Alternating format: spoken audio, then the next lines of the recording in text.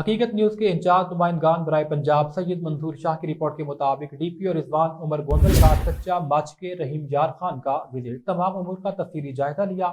अहकामात भी जारी किए गए। DPO रिजवान उमर गोंदल ने कहा, कच्चे के इलाके में अमन व अमान का तसलसल, जराइम पेशा नासिर की सरकोबी और पुलिस एहलकारों की सहूलियात तरजीही बुनियादों पर जारी है। कच्चा में पुख्ता पुलिस पोस्ट तक रसाई के लिए सोलिंग की तामीर भी तेजी से जारी है। इन ख्यालात के साथ उन्होंने कच्चा माचिका के दौरा के दौरान SHO थाना माचिका इंस्पेक्टर जाम मोहम्मद एजाज और सब इंस्पेक्टर वकास अल्लाह भंडर के हमरा तमाम मामलात का तफसीली जायजा लेते हुए किया।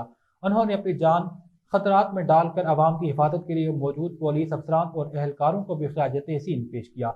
उन्होंने कहा, कच्चा में अमन व अमान का तसलसल, जराइम पेशा नासिर के खात्मा और पुलिस एहलकारों के लिए पुख्ता पोस्ट बनाने का काम तेजी से जारी है।